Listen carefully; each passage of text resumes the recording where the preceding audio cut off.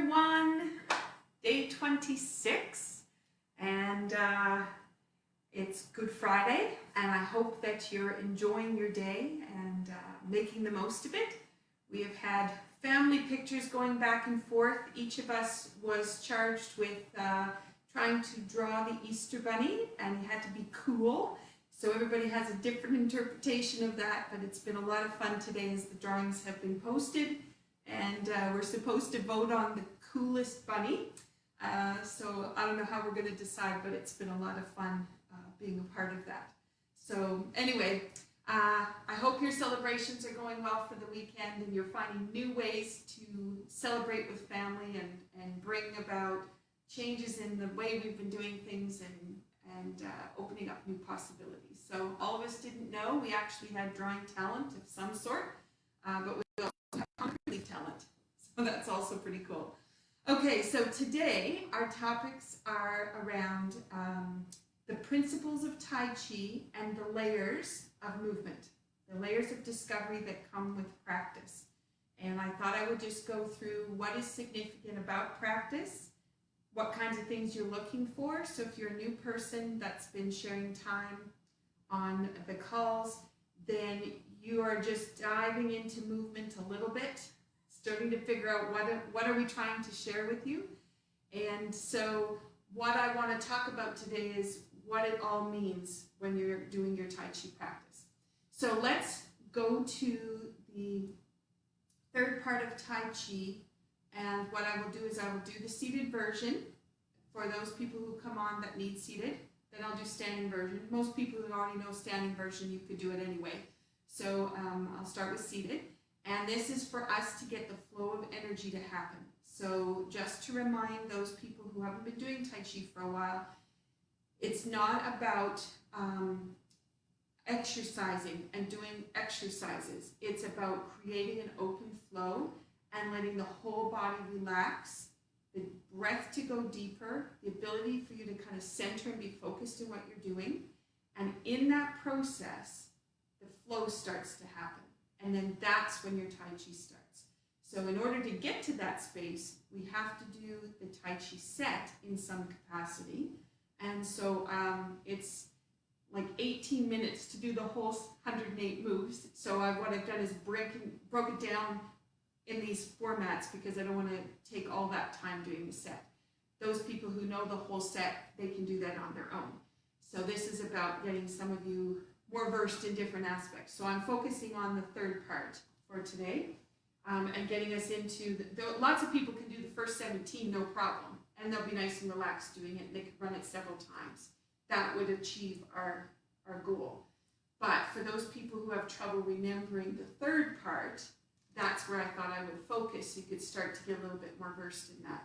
So I'm just gonna, before I sit down, I'm gonna say hi. We've got Sabra, hopefully you're back with power then, obviously if you're on the call. Charlotte in Ontario, good to see you. Jeanette in BC. So that's our start for today. Okay, so we've got part 3 of the Tai Chi set, and then what I'll do is I'll link in all the principles of Tai Chi and then how we layer everything. And that's where we're going to head today. Okay, so let's do a bow at the beginning. So the ladies are grabbing the left thumb, gentlemen would grab their right. And then from there, just going to let that go. We're going to bring our hands up to carry tiger to the mountain. And this is the start of part 3. And you'll have that roll that's going to go just a little bit back towards the tailbone. And then brush knee right. Bow and arrow is going to come back. Palm to palm. Open the hands. Both hands go out. It's going to come around for whip out horizontal, which when you're standing makes sense. Doesn't matter when you're seated. And then this is parting horse's mane. We worked on this yesterday. Talked a little bit about figure 8 patterns and how they come through from our biofield outside our body, in through the body. So we have 5 of these. And I'm just pushing back and forth with my feet. Building up my leg strength with that. Left grass bird's tail into grass bird's tail.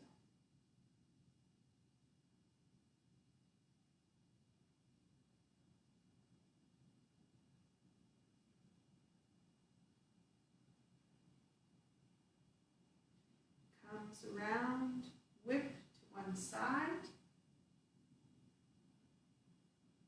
And that leads us into Fair Lady Shuttle. So the right hand comes in, left hand on the outside. Left hand's going to go high. Comes back to the right hip, over to the left hip, and out by the right. Crossing the hands, left.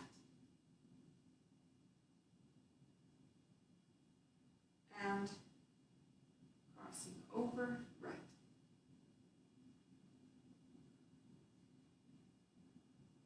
Then we have left grass bird's tail, into grass bird's tail.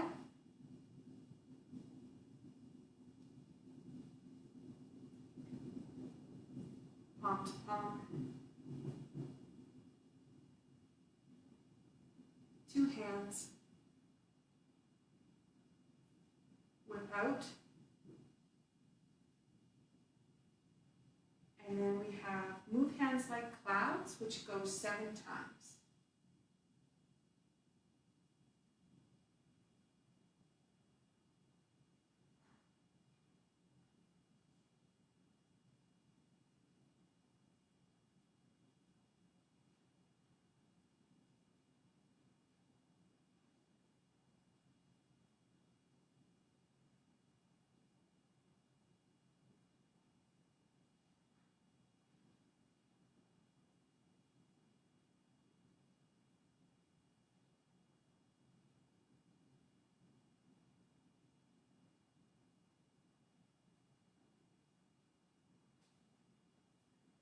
Seven.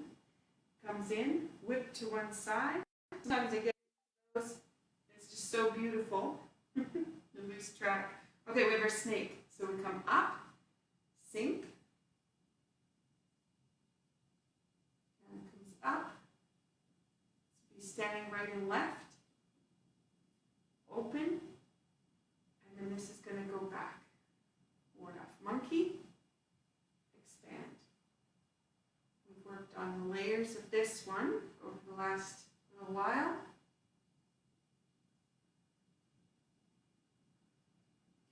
This is going to come around, out. Step up to raise hands. Right hand is going up. And then dropping forward. White stork spreads wings.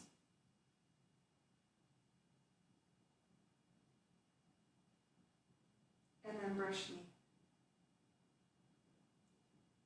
Push the needle to sea bottom.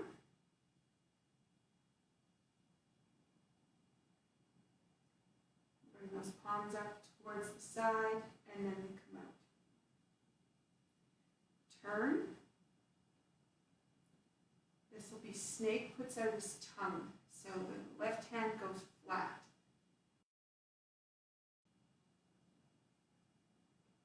Hold the flowers, deflect, parry, and punch. White sleeve. Two hands.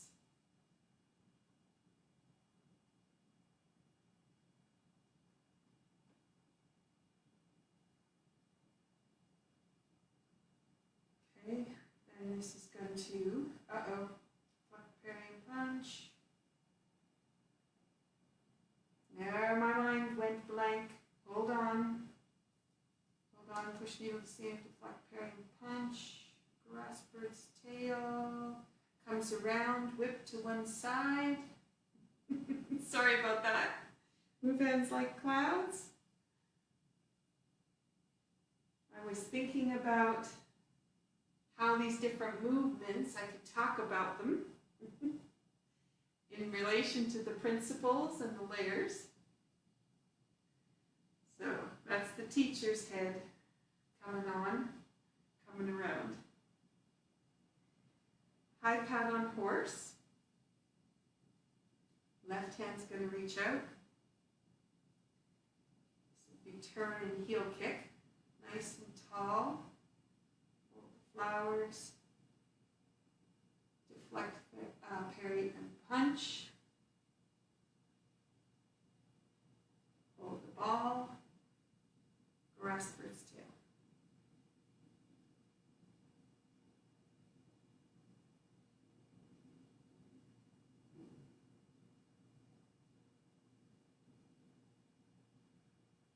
It's going to come around, whip to one side,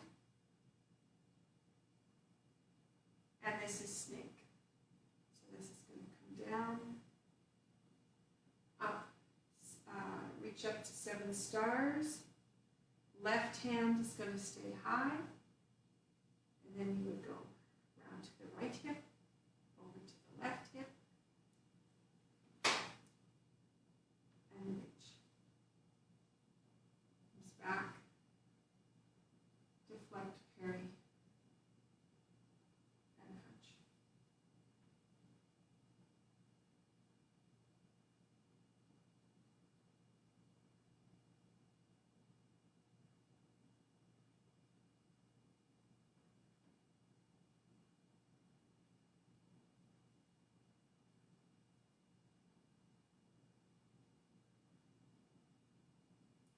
Okay, so if we put, let's not put the bell on, because seated people can continue seated, and let's do it one more time standing.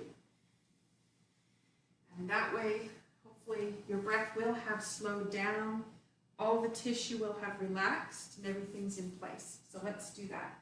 So we're going to go from carry tiger to the mountain, just figuring out where here in the room is easiest. Okay, sinking back, turn the left toe, place the right foot, brush knee right. Bow and arrow back, palm to palm. Open the hands. 2 hands are out, sinking back. This is going to go whip out horizontal, and then into parting horse's mane. So hold the ball and then reach, extend.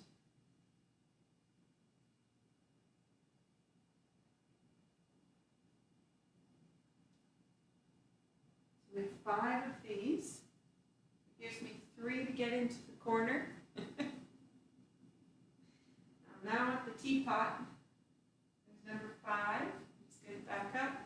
Left grasp bird's tail, and then grasp bird's tail. I'm just doing fingertip at my wrist at the moment. Palm to palm. We talked about the different ways that you could put your hand. 2 hands go out. That's going to come back. Look to one side. And reach out. So now we have Fair Lady Shuttle. Turn, you're going to step to the right front corner, left hand high. Sink back onto the right, over to the left, and now you go to the left front corner with your right hand. Step to the corner, left hand comes out, comes back around, back right corner, reach out. And if that's all brand new to you, left grasp bird's tail, and you couldn't see my feet, no panic. It's a lot that goes in that move. So, palm to palm. One day we'll go back over it again. I did it in one of the earlier episodes. Pushing out. Comes back around.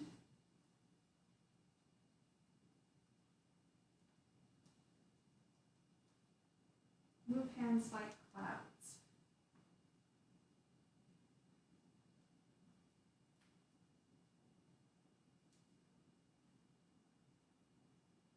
So we have 7 of them. And we do talk about these on several occasions. So the layers that are involved in this one.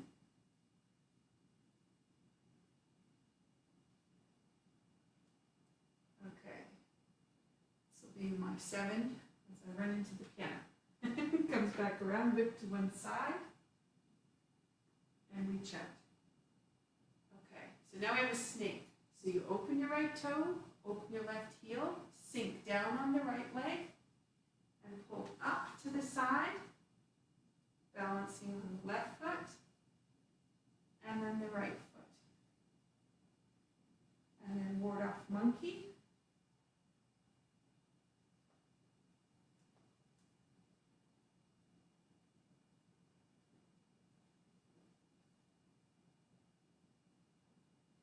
And then this is going to come around and reach up. Step up to raise hands.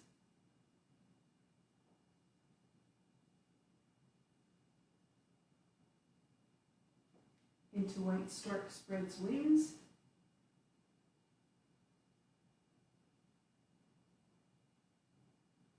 This is going to go to push needle to sea bottom. Remember that right knee is open, so the water, the 2 channels for the water element are able to pop open. Starting to feel some movement in the fingertips. Snake puts out his tongue. Sink back. Deflect, parry, and punch. And step through. Twist step. And grasp bird's tail.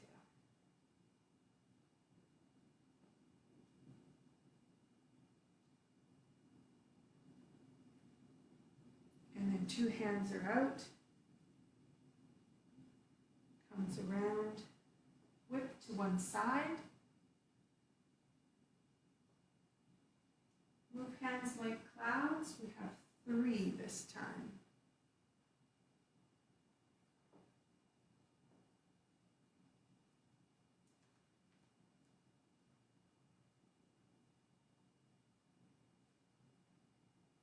And this is going to come out, whip to one side,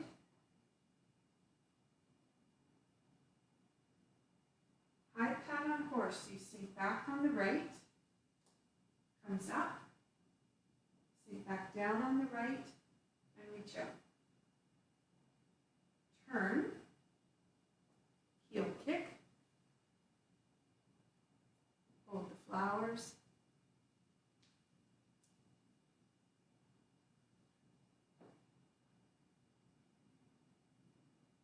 and grasp bird's tail.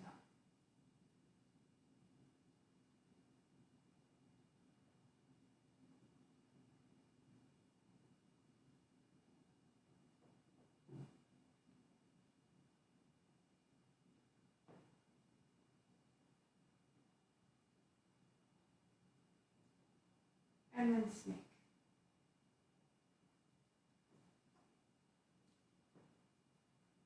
Reach up to 7 stars.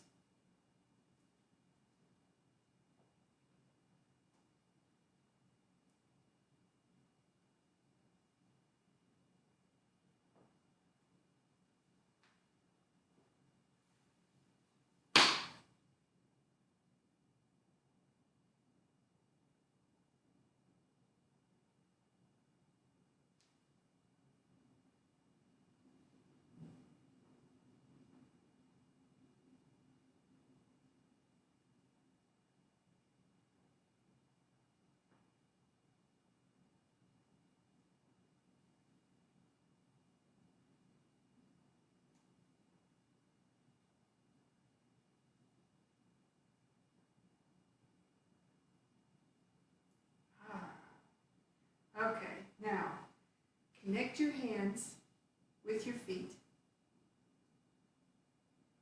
Just bring awareness to all of that, and just bring awareness to the flow going from head to toe, back up again. And then you bring that back in for the bow.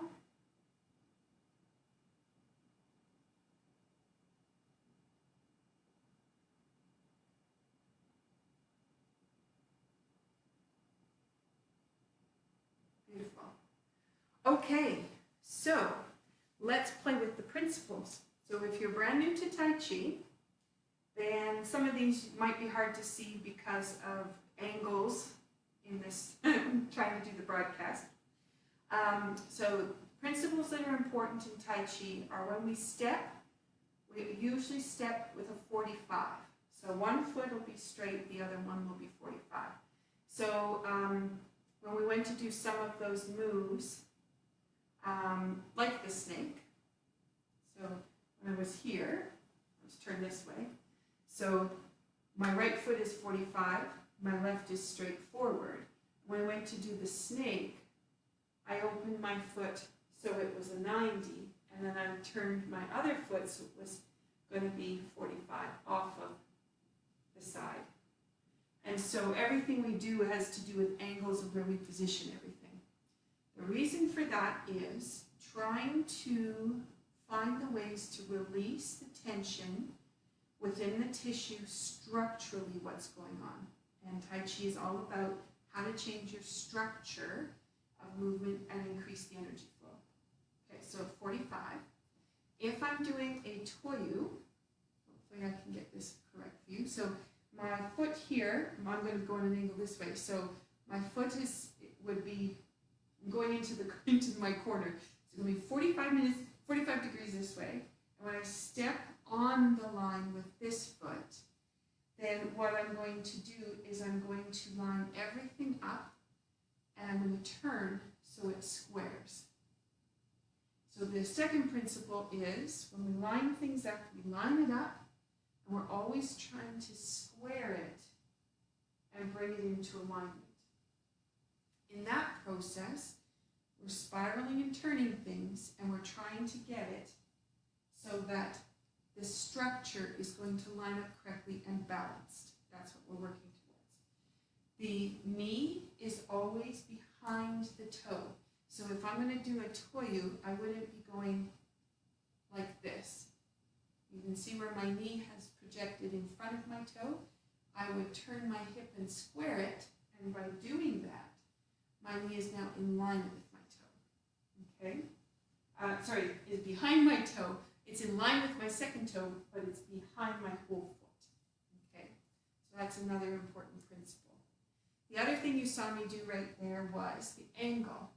So from head to hip to ankle, I'm making an angle like this, so it's a nice long line. So I wouldn't want to go like this, because that would break the line. And I wouldn't want to go like this, because that would also break the line. So what I'm trying to do is push out the top of my head so it's really long. And so when I'm doing a toyu, I'm really about stretching and making that length happen through that full line. Okay? And then the last one is equal and opposite. So whatever you're doing with one side, you have the same amount of movement and happenings on the other side. So if move hands like clouds, you might think about this hand and think, oh, that's the important hands, and this one's just like, oh, now it's its turn. Oh, now it's this turn. But actually, they work together equal and opposite. The forces are always happening equal and opposite to each other. When we did lengthening of the vertebra in the back, we have expansion of the spine, but expansion of the spine means lower dantian has a chance to close up. So we have equal and opposite. So those principles are all important to how we position everything in Tai Chi to get our greatest result. So what I thought I would do is go from the snake, which is in the third part, the first snake, and then we do standing right and left, cock stance on right and left. And I'm going to talk in the layers that you see, and I'm going to let you experience the layers. So let's do the standing version because you'll get more structure in that regard, and then we'll go to seated. So the snake, I did that one before, facing this way, which hopefully gives you your best image. Not my best side, but your best look. Okay, so 45 with the right leg, and the left leg is straight to the side wall.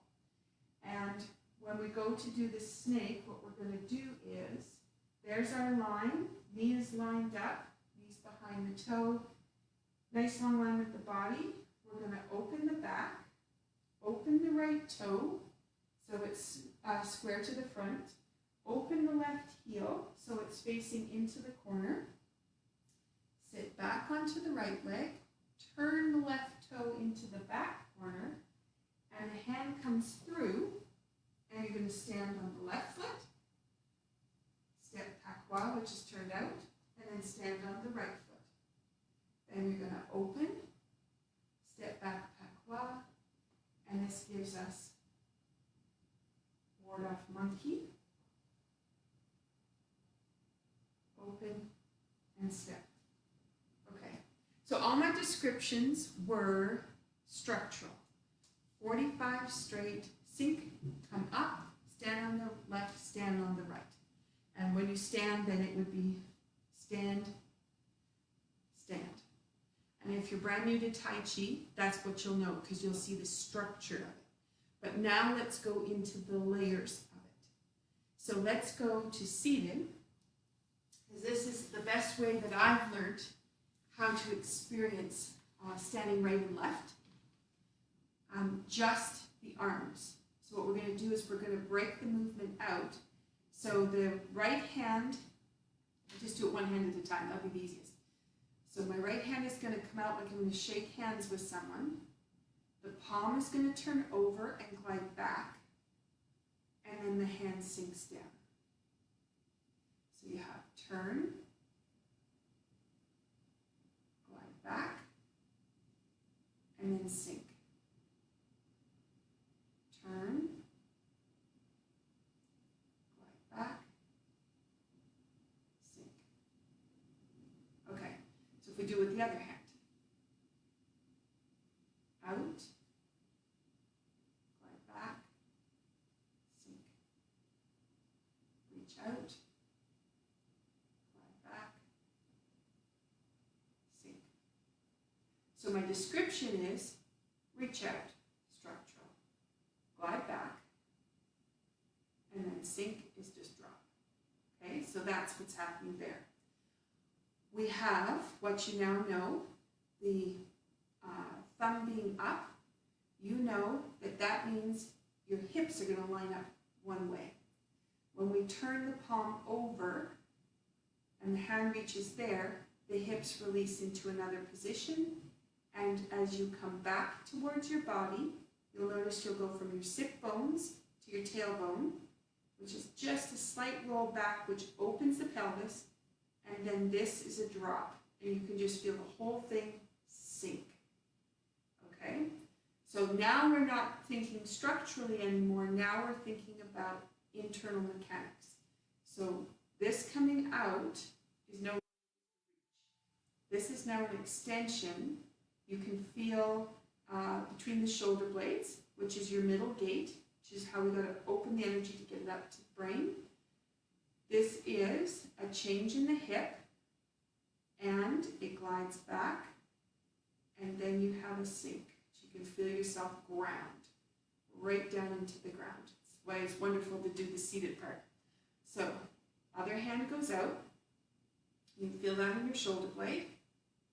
Feel what happens to the hip as your hand changes over to glide back. You sink back towards the tailbone and then drop. And inside, what you've now created is this wave, this oval wave of movement that is changing how the flow of energy comes through central and governing meridians. So your core piece. Okay, so now we have to put the two together, which is equal and opposite, inside equal and opposite, but then you also have the mechanics of the two at the same time. Because now it's not just the dynamic of what that one hand is doing. So we have, comes through, sink. Comes through, sink.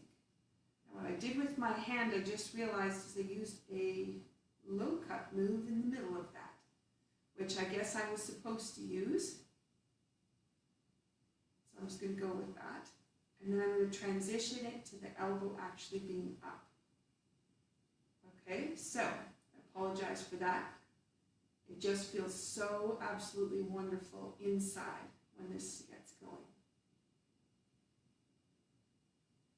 Okay, so what I'm going to do is, as my hand goes out, the hand's going to come up, and then it's going to come back, and then it'll settle.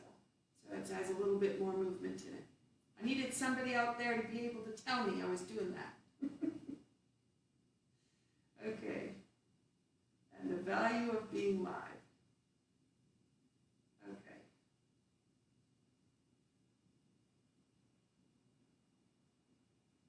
Okay, so now with the hands where they're at, I think that what you can see is the dynamic of continuous movement that happens.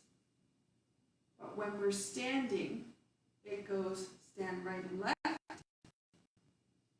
stand right and left.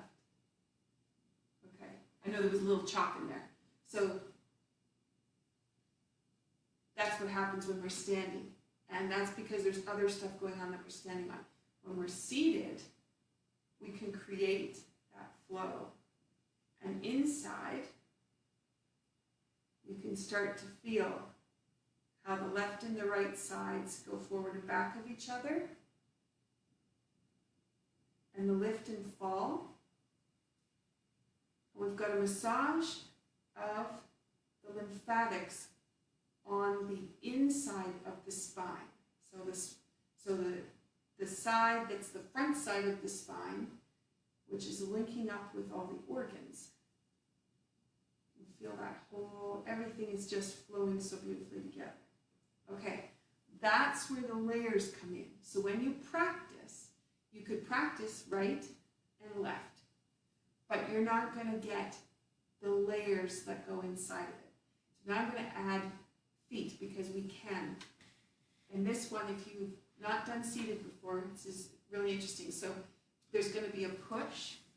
Maybe if I turn, be able to see my feet a little bit better. So there's going to be a push in the foot and a push in the foot. Okay? So when my right hand goes through, I'm going to rise up on the ball of my right foot.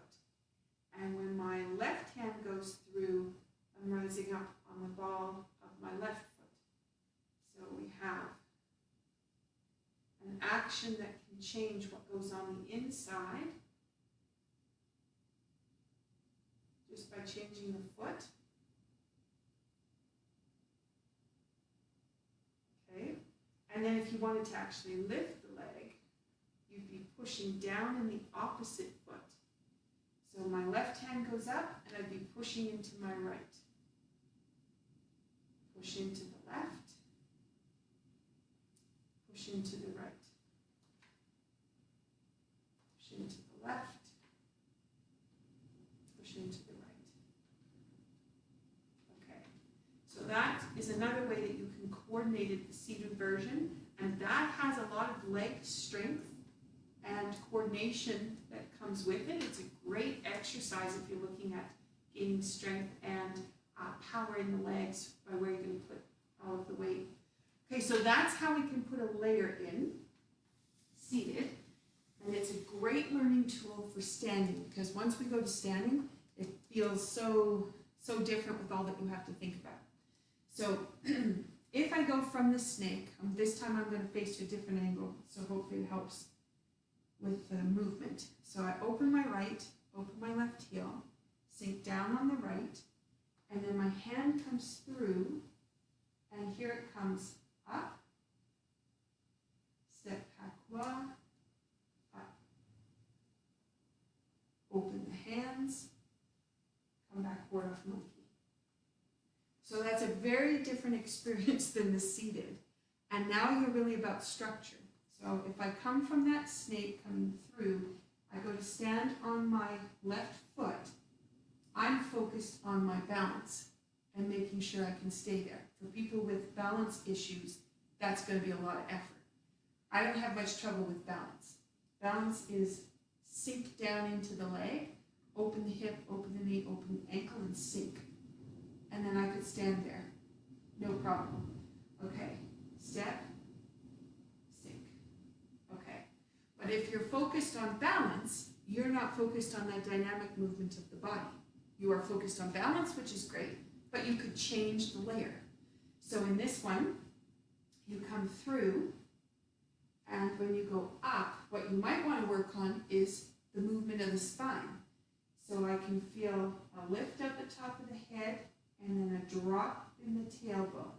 When I get to here, step, lift of the head, and then drop in the tailbone. Okay, that would be one way I could work on it. The other is the position of the hands. So this hand connecting to the floor and finding the grounding in the floor and really connect to that and the opposite action that's going to happen. Okay, so let's just try that. So we come from that, I'm going to do not a snake, I'm just going to come through. So I'm going to go stand up and focus on my hands moving through space. Moving through space, and then into Ward-F monkey. Okay, that starts to create the flow that you found on the chair, but it takes a lot of practice in the standing form to get to that. So that's a way that you could play and build some layers in. So we have now worked internally, we've worked up and down the spine, we've created all kinds of different patterns for our body. We've really opened up the energy flow in a new way, just by our different ideas of awareness. Okay, so now that we've done that little piece, I thought I would focus on some of the layers that go in a Danyu. I'm going to go back to seated, because again, you learn more from this than you do standing, because standing has different components. Okay, so we've talked about before, a Danyu is, for seated form, your feet are shoulder width apart, your knees lined up with your ankles, and you are falling forward into your feet, and then you're pushing into your feet to come back. Okay, and we at some point discussed if you don't push into your feet, your back is going to have to arch to pull you back. So you push into your feet because your tailbone drops to line up the spine, and the spine elongates, and it's almost like a roll without being a roll that we create, and that's what gives you your push up. So you have your fall forward, and then you have the push into your feet, and that changes what's happening through the spine, through the pelvis, and through the legs. It's really important to make sure your knees stay here, because it's really easy to go like this if the muscles want to work a different way than lined up. Okay, so that's structure. The other part of structure is the hands go up, they turn over, they come back. So this is you learning what is the action of the Danyu. Okay, so if we add the feet into it, I'm really going to fall forward this time. My neck is going to not arch back. It looks like I'm looking towards the floor, but I'm actually pulling up the top of the head.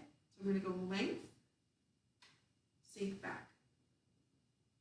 Hello, Hunter. Push forward, sink back. Hey, bud.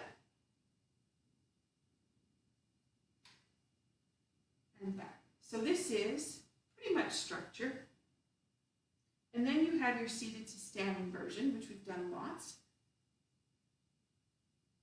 But let's talk about what else is going on. So when you take your hands and go out, you can feel in the shoulder blades, but you can also feel in your belly. And when you turn the hands over, you can feel the hip change. You can feel a tiny little roll within the spine, and then an expansion. And I took a falling into the feet out, so you could just feel inside what is happening there. Hey, Hunter. Open and come back. All right. So what does this do? We have talked about how this has communication increased between the organs. There is all the fascia as well as the energy lines, all communicating and expanding and contracting just with the movement of the arms. So if you did nothing else, you'd be changing the way lots of things are going on in the body. That's the layer. So we're not just going to go down to the floor, come back. Down to the floor, come back. That's your workout. That's structurally just moving things. We're not. We're expanding and contracting. Okay, so you know about the seated to standing danyu, so let's go to the standing danyu and let's find some layers in it. And the reason I do seated first is because most people's backs are too tight and they won't move. And so we go to standing, everything locks. And if you come into class really tight and stressed out, there's no way your back is going to move. It's going to take almost the whole class before you're going to be so relaxed that you'll be able to start to expand. So sometimes sitting on the chair can make a big difference to help you relax and find the movement a little bit easier. Okay, so you're here, feet are straight, turn them 45, heels go out, a little bit to the corner. Our hands are going to go up. And I've kept the danyus for a class that's on a video high, not a low danyu, not a low sit, because I can't see you. I want to make sure you're doing a good job. So you have an expansion, then you sink, and then come back up. So if we take our principles, I'm just going to turn a little bit so you can see. My feet are doing that little turnout that we started with. Okay, so you have the sink, so your knees stay behind your toes, and I'm not going to go very far. Okay, the object is not to get down to the floor in a squat that you would do in the gym. The object is to open the lower back, and it's very micro movement wise what's going to happen there. Okay, so I have tiny little bits of movement here. Thank you for the thumbs up. I saw that go up the screen. Okay, comes back down. Now the other thing that happens with the standing danyus is fatigue can set in very quickly, and you can start to notice when the tension starts to change structure. Then you know it's time to stop. 5 good danyus and that's enough. And it's a lot different than being seated.